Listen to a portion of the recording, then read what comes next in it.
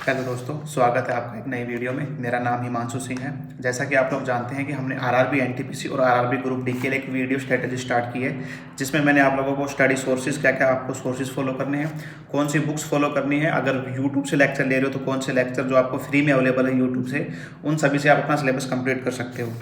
अभी मैंने जीके के लिए जो सबसे ज़्यादा डाउट आ रहे थे लोगों के, सर जीके में नंबर नहीं आते, जीके में हम पढ़ते हैं लेकिन मॉक में उतना स्कोर नहीं कर पा रहे हैं जितना हम पढ़ते हैं। तो इससे पहले मैंने सबसे पहले हिस्ट्री से शुरू किया था। द मोस्ट इंपॉर्टेंट टॉपिक जो मैंने बताए थे, जहाँ से हमेशा क्वेश्चंस आते हैं हर मॉक में, हर टेस्ट में, जहाँ से आपको क्वेश्चन देखने को मिलते हैं, और PYQ भी आपने देखे होंगे, वहाँ से भी क्वेश्चन आते हैं, और एग्जाम में भी सीधी सी बात है कि वहाँ से क्वेश्चन बहुत से उठ के आते हैं। तो अभी पिछली वीडियो में मैंने हिस्ट्री के बताए थे। हिस्ट्री के मैंने 2 पोर्शन किए थे जिसमें आपको इंपॉर्टेंट टॉपिक्स बताए थे। पार्ट ए और पार्ट बी दोनों मेरे चैनल पे अपलोड है, आप जाके देख सकते हैं। हिस्ट्री के बाद अब मैं चाहता हूं कि आप पॉलिटी की आपको बताना चाहता हूं कि पॉलिटी में जो मोस्ट इंपॉर्टेंट टॉपिक्स है, जहां से सबसे ज़्यादा क्वेश्चंस आते हैं, और ये टॉपिक्स तो आपको बिल्कुल छोड़ के नहीं जाने। इन टॉपिक से डायरेक्ट क्वेश्चंस उठ के आते हैं। सबसे ज़्यादा क्वेश्चंस पॉलिटी से ही आते हैं। 4 से 5 क्वेश्चंस आप देखना जो डायरेक्ट पॉलिटी से उठ के आएंगे आपके पेपर में, और 2 से 3 क्वेश्चन तो आर्टिकल से आते हैं, कुछ अमेंडमेंट से आते हैं। इस तरीके से पॉलिटी से 4 से 5 क्वेश्चंस आपको पेपर में देखने को मिलेंगे। तो मैं तो मोस्ट इंपॉर्टेंट टॉपिक्स आपको पॉलिटी के लिए मैंने बताए हैं, अभी मैं आपको बताने वाला हूँ कि पॉलिटी में आपको कहाँ से पढ़ना है और कितना पढ़ना है, किस हिसाब से पढ़ना है, क्या क्या पढ़ना है, ये सभी मैं आपको बताने वाला हूँ।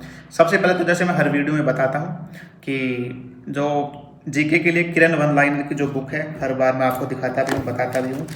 मेरे को ये बुक सबसे अच्छी लगती है क्योंकि मैंने तैयारी इसी से करी थी, और सबको मैं ये सजेस्ट करता हूँ कि ये बुक आपको भी लेनी चाहिए। आप जहाँ से पढ़ रहे हैं अच्छी बात है, पर थ्योरी के लिए अगर आप इस बुक से पढ़ोगे तो सबसे ज़्यादा कंसेप्ट आपके क्लियर होंगे, और इसमें लैंग्वेज बहुत ही आसान है। तो ये जो बुक है मैंने लगभग हर वीडियो में आपको पहले बताई है। इसका लिंक भी मैं नीचे डाल दूंगा अगर आपके पास नहीं है तो। और टेलीग्राम ग्रुप का जो हमारा ग्रुप है, जिसमें मैं डेली टारगेट डालता हूँ, तो आप ग्रुप ज्वाइन कर लेना। वहाँ से देख लेना कि डेली टारगेट आपका एक आइडियल क्या होना चाहिए, कि हाँ हमको पूरे दिन में इतना तो पढ़ना ही है सिलेक्शन लेने के लिए। तो चलिए शुरू करते हैं। पॉलिटी में बताता हूँ आपको, ये जो बुक है यहीं से पढ़ना है आपको, या कहीं से भी आपके पास नोट्स हैं, जो भी है। मैं मोस्ट इंपॉर्टेंट टॉपिक्स, इन टॉपिक से क्वेश्चंस तो आते ही आते हैं, तो ये टॉपिक्स आपको बिल्कुल छोड़ के नहीं जाने। आप पॉलिटी की शुरुआत करोगे तो सबसे पहले आप क्या करोगे, पॉलिटी में हम लगभग देखते हैं कि या तो जो एक्ट्स आते हैं 1773 1773 से जो एक्ट आता है वहाँ से शुरू करते हैं। वहाँ से शुरू नहीं करना, बिल्कुल भी नहीं करना।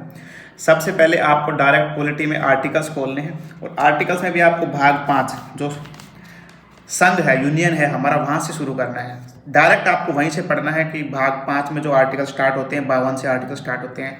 प्रेसिडेंट है, क्या है उसकी पोजीशन, क्या होगी, कितने साल का उसका टेन्योर होगा, बिल्कुल डायरेक्ट आपको आर्टिकल्स खोलने हैं। आर्टिकल्स में भाग 5 में जाना है। भाग 5 में जो यूनियन है, संघ है, वहाँ से शुरू करना है, और 52 से आर्टिकल 151 तक आपको लाइन टू लाइन कोई भी सिंगल आर्टिकल बिल्कुल भी नहीं छोड़ना। ये इंपॉर्टेंट है, ये इंपॉर्टेंट नहीं है, ऐसा बिल्कुल नहीं सोचना।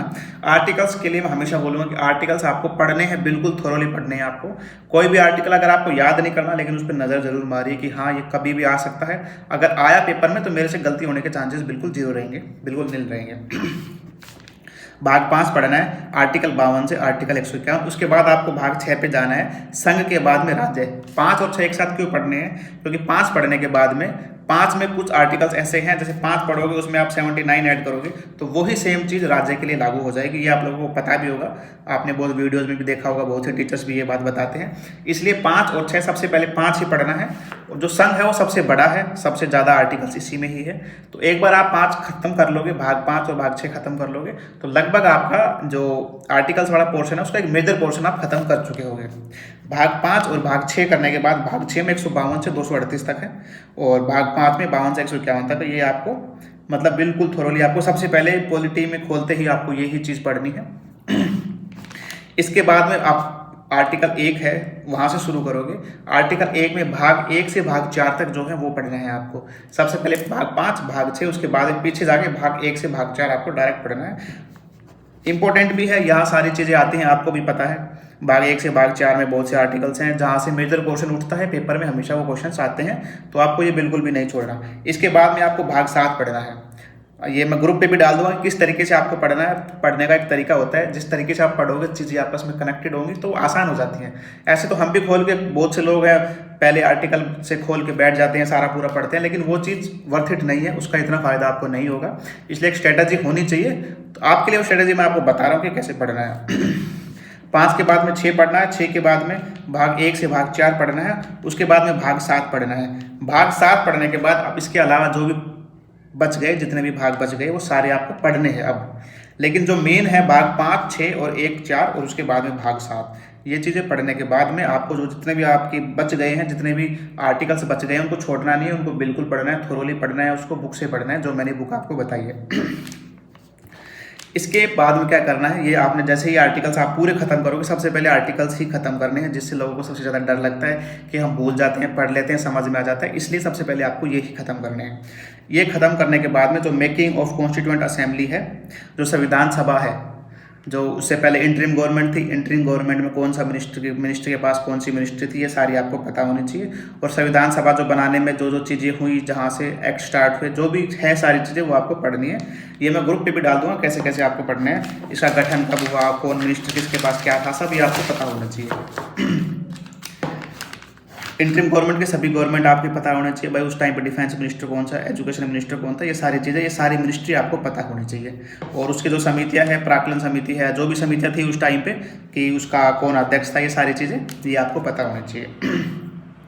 ये पढ़ने के बाद में जो मैंने हिस्ट्री में बताया था 1773 से जो एक्ट स्टार्ट हुए थे, 1773 से 1947, वो वापस अगर वहाँ पढ़े हैं बहुत अच्छी बात है, यहाँ भी वो चीज़ें आपको पढ़नी है। 1773 जो रेगुलेटिंग एक्ट से 1947 तक वो सारे नियम, सारे एक्ट्स आपको पढ़ने हैं। कौन से एक्ट में क्या हुआ था, उस टाइम पे वाइसराय कौन था, गवर्नर जनरल कौन था, ये सारी चीज़ें आपको पता होनी चाहिए, बिल्कुल पता होनी चाहिए। ये क्वेश्चन बिल्कुल छोड़ने नहीं है, कहीं भी किसी के भी शिफ्ट में 1 क्वेश्चन 2 क्वेश्चन ये जरूर आएंगे, तो ये चीज़ें आपको ध्यान रखनी है। ये सभी एक्ट्स पढ़ने के बाद में रेगुलेटिंग एक्ट 1773 से लेकर 1947 तक पढ़ना है आपको। उसके बाद में जो वाइसराय आप बता रहा हूँ कि किस टाइम पे कौन वाइसराय था, उसी टाइम पे कौन से बहुत से ऐसी चीज़ें हैं, जैसे फैक्ट्रीज एक्ट आई थी, आर्म्स एक्ट आया था, वो डायरेक्ट पूछता है कि फैक्ट्री एक्ट कब आया और उस टाइम पे वाइसराय कौन था, आर्म्स एक्ट कब आया, उस टाइम पे वाइसराय कौन था। ये डायरेक्ट क्वेश्चन उठते हैं, आप पेपर में देखना जाके आपको पता चलेगा। अगर आपने बहुत से PYQ सोल्व किए हैं तो भी ये क्वेश्चन आपको बहुत से दिखे होंगे। ये 2019 जो CBT 1 हुआ था 2020-21 में, वहाँ पहली बार ये क्वेश्चन आए थे, तो उसके बाद लोगों ने पढ़ना स्टार्ट किया था ये चीज़ें, क्योंकि यहाँ से क्वेश्चन आने स्टार्ट हो गए थे। और वो डिफरेंस बनाने के लिए पेपर वाला ये क्वेश्चन जरूर देगा। सिलेक्शन लेना है तो इन छोटी छोटी चीज़ों पे आपको बिल्कुल ध्यान देना पड़ेगा। आप लोगों के लिए ये चीज़ें मैं कर रहा हूँ, मुझे जितना थोड़ा बहुत एक्सपीरियंस है, मुझे पता है कि ये क्वेश्चन उठ के आते हैं, आपको बिल्कुल भी छोड़ना नहीं है।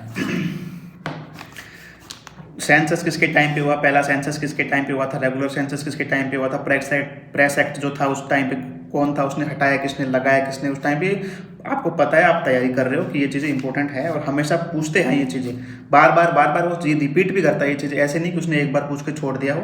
आप बहुत से सेट देखोगे तो ये क्वेश्चन पता नहीं कितनी बार आपको मिलेंगे, तो ये चीज़ें बिल्कुल छोड़नी नहीं है, बिल्कुल पढ़ के जाना है। उसके बाद में अमेंडमेंट्स जो आते हैं, अमेंडमेंट्स बहुत से अमेंडमेंट्स हैं, मैं मानता हूँ, एक बार सारे अमेंडमेंट्स की रीडिंग मारूँ।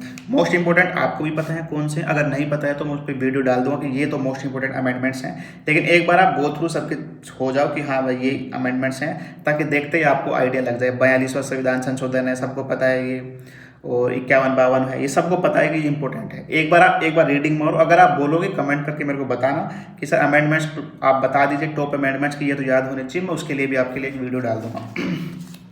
उसके बाद में बहुत से राष्ट्रीय नेशनल कमीशन बने, राष्ट्रीय आयोग बने थे। उन आयोग का अध्यक्ष कौन होता है, कौन से आयोग का अध्यक्ष कौन होता है, कब बना है, उसकी एस्टेब्लिशमेंट ईयर कौन सी थी, बिल्कुल पता होना चाहिए। ये चीज़ें बहुत इंपॉर्टेंट है। उसके बाद मैं तो आपको बताना चाहूँगा कि कौन से स्टेट में कौन सा हाई कोर्ट लगता है। सब स्टेट में हाई कोर्ट नहीं है, ये आपको भी पता है। कुछ 2 स्टेट्स के एक हाई कोर्ट होता है, और जो यूनियन टेरिटरी है, उन यूनियन टेरिटरी में कौन से यूनियन टेरिटरी में कौन से स्टेट का हाई कोर्ट लगता है, बिल्कुल पता होना चाहिए। किस स्टेट की स्थापना कब हुई थी, उनको कब मिलाया गया, कब अलग किया गया, 2000 में किसको अलग किया गया, किससे अलग किया गया, ये चीज़ें पता होनी चाहिए। 5 से 6 स्टेट है जो आपको बिल्कुल पता होनी चाहिए। उसके बाद में कुछ समिति हैं, जैसे प्राक्कलन समिति, लोक लेखा समिति। इनमें सबसे कॉमन क्वेश्चन यही आता है कि सबसे ज़्यादा मेंबर कौन सी समिति में है, और लोकसभा से कितने हैं, राज्यसभा से कितने हैं। तो ये समितियाँ बिल्कुल आपको पढ़नी है। कौन से स्टेट में कौन सा हाई कोर्ट लगता है और यूनियन टेरिटरी में कौन सा लगता है। तो ये 6, 7, 8, 10 के आसपास जो चीज़ें हैं मैंने बताई है, ये तो मोस्ट इंपॉर्टेंट चीज़ें हैं, ये आप लोगों को बिल्कुल पता होनी चाहिए। और ये मैं डाल भी दूंगा, चैनल पे भी डाल दूंगा, कमेंट पिन कर दूंगा, टेलीग्राम ग्रुप पे भी डाल दूंगा।